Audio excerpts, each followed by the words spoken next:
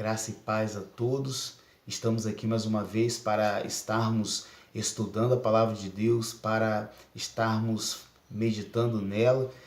Dessa vez em Gênesis capítulo 4, já estudamos Gênesis capítulo 1, 2 e 3, que falamos aqui da criação dos animais, da vegetação, do homem, da mulher, da queda, o pecado entrando na vida humana, na terra, e do plano de salvação, a promessa de Deus de salvação para a humanidade, corrigindo o erro, a falha que o homem acometera.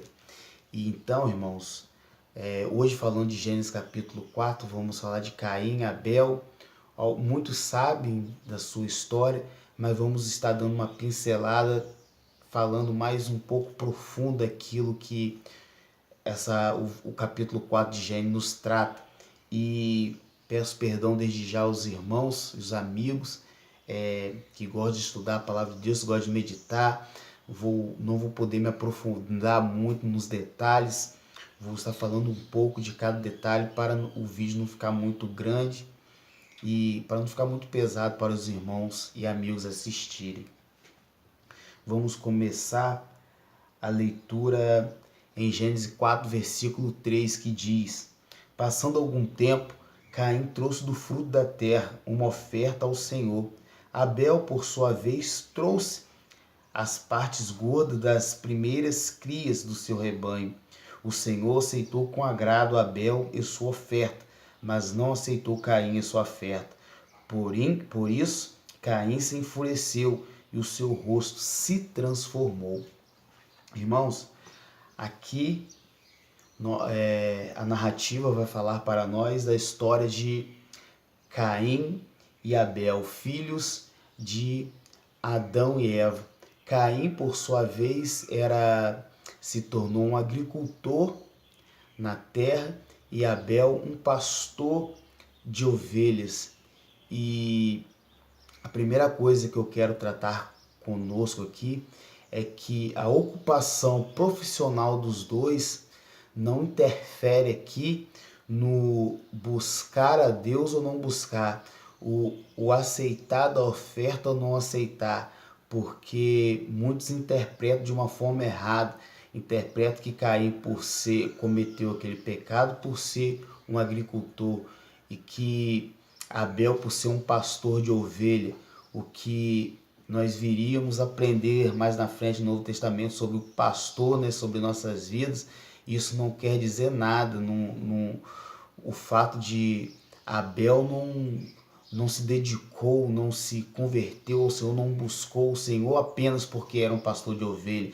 E Caim não se corrompeu porque ele era um agricultor. Nós vamos ver no livro de Levítico e no livro de Êxodo mais à frente que Deus aceita no culto tanto a oferta de vegetais como a oferta de animais. Então, esse ponto aí de ocupação profissional dos dois interferir na sua decisão de servir a Deus ou não, está jogado por terra então. Então, o que acontece, irmãos? Como nós falamos aqui, Caim e Abel, filhos de Adão e Eva, foram formados pelos dois. Então, o que acontece? Caim, como falei, se torna um agricultor e Abel um pastor de ovelhas, como foi falado. Então, Caim traz as suas ofertas para o Senhor e o Senhor rejeita a oferta de Caim, e o próprio Caim, o texto nos fala, mas por que o Senhor rejeitara Caim e amou Abel? Será que Deus faz acepção de pessoas? Estou convicto que não, irmãos. Estou convicto que Deus não aceitou nem a oferta de Caim, nem o próprio Caim. Por quê? Porque Deus se preocupa com aqueles que te buscam, que os verdadeiros adoradores o adorem em espírito e em verdade. E Caim não estava trazendo ali o que aprendemos, o melhor com todo o seu coração, aquela oferta a Deus. Então Deus não aceitou a oferta de Caim e rejeitou Caim. E por que rejeitou Caim? Porque nós vamos ver mais à frente que Caim tinha um desvio de conduta, de caráter, e em momento algum ele esboçou um arrependimento. Pelo contrário, ele deixou-se ser escravo daquele pecado. E Abel, por sua vez, trouxe o melhor. Ele sabia que tudo que ele tinha, ele precisava devolver ao Senhor, porque era o Senhor que lhe dava força, era o Senhor, o seu sopro de vida, era do Senhor todas as coisas, e a sua vida também era do Senhor. Nós vamos ver em Hebreus que Abel é conhecido como o justo.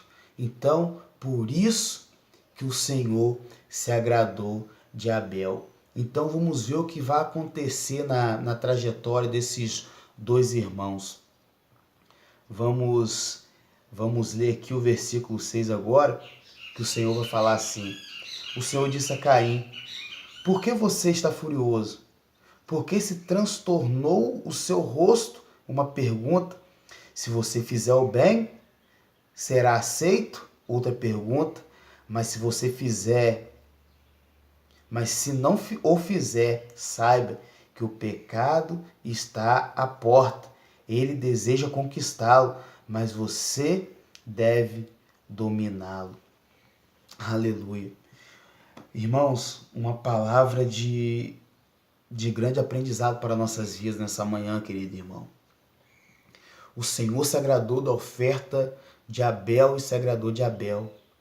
Porém, o Senhor deixa Abel de lado, não de uma maneira pejorativa, e vai procurar Caim. Olha só como que a palavra de Deus se completa, porque lá no Novo Testamento Jesus vai falar que o bom pastor é aquele que deixa as 99 e vai buscar a centésima. E desde Gênesis o texto vai nos mostrando esse caráter de Deus, esse atributo de Deus, que é em busca daquele que está perdido.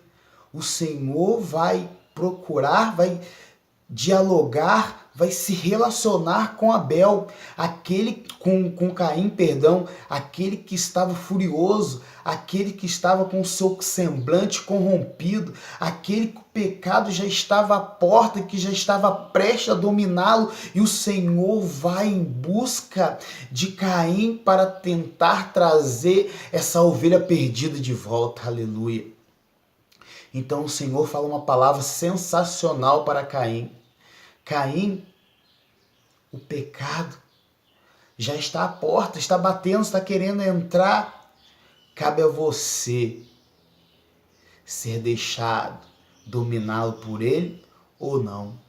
E nós vamos ler que Caim deixou ser dominado pelo pecado, mas em momento algum Deus deixou de mostrar a tua graça e a tua misericórdia e o desejo de salvação para com Caim. Vamos continuar a leitura. Diz, porém, Caim ao seu irmão Abel: vamos para o campo. Quando estavam lá, Caim atacou seu irmão Abel e o matou. Então, irmãos, nós vamos ver aqui que porque o Senhor rejeitou a oferta de Caim, porque o Senhor não amou Caim como amar Abel, Caim deixa o pecado que estava à porta dominá-lo e comete aqui o primeiro homicídio, fruto do pecado original do seu pai. O pecado entra no mundo e corrompe a humanidade inteira. Aqui viria, e aqui no caso de Caim não é diferente para nossas vidas, não aprendemos diferente. O pecado estava à porta e Caim deixou dominá-lo por ele. Então a terra agora que tinha sido maldita por causa do pecado de Adão, Agora a terra é manchada pelo sangue do justo, pelo sangue de Abel. Mas Deus não deixaria impune esse primeiro ato de homicídio.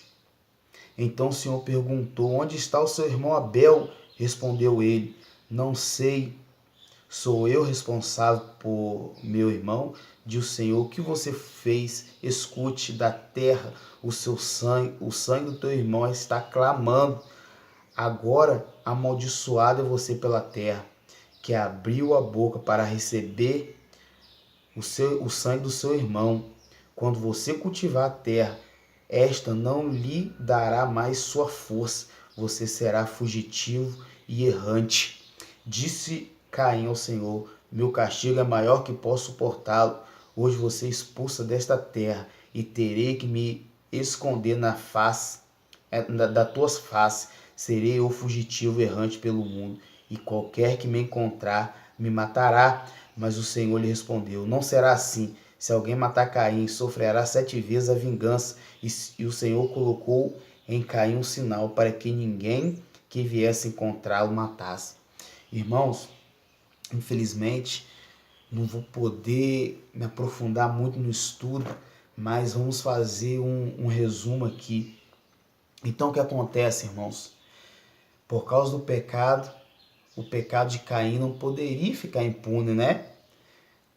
Sabendo dos atributos de Deus, e um dos seus atributos é a justiça. Deus é justo. Então, o que Deus faz? Deus castiga Caim e o amaldiçoa. E agora Caim plantaria e não colheria, seria fugitivo, forasteiro na terra, viveria de uma maneira ruim, afastado de Deus, por causa do seu desvio de conduta e por não esboçar nenhum arrependimento. E vamos ver também que todos os descendentes, ou a maioria dos descendentes de Caim, são homens ruins. Vamos ver também mais na frente, aí no capítulo 4, que da descendência de Caim nasce um homem chamado Lameque, que casa com 2 mulheres. Vamos ver também nessa passagem a entrada da bigamia na raça humana. O homem pela primeira vez casaria com 2 mulheres de uma vez sem necessidade. Vale frisar isso, porque existia o plano de Deus para que o homem casasse apenas com uma mulher, mostrando em Adão e Eva qual seria o plano principal de Deus, que o homem casasse apenas com uma mulher. Então, da geração de Caim nasce esses homens que se corromperam, que escravos do pecado. Então, o que acontece também na descendência de Caim?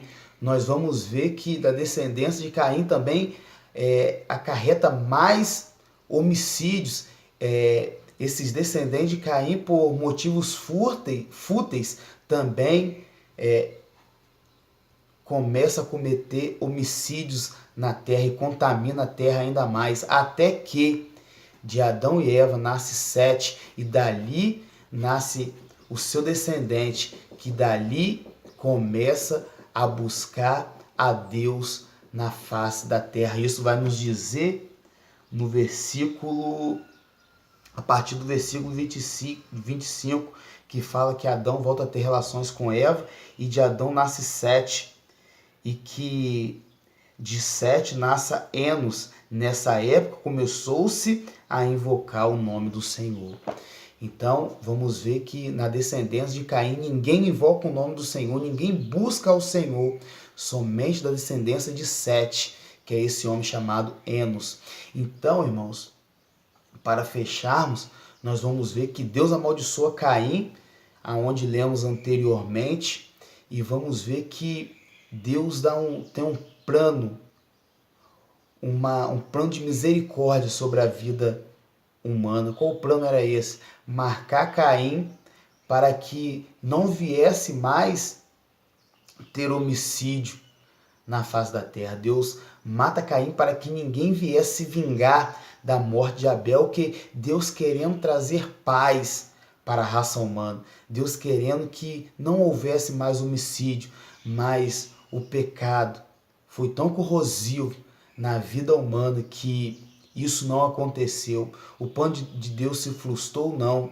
O plano de Deus é irretocável.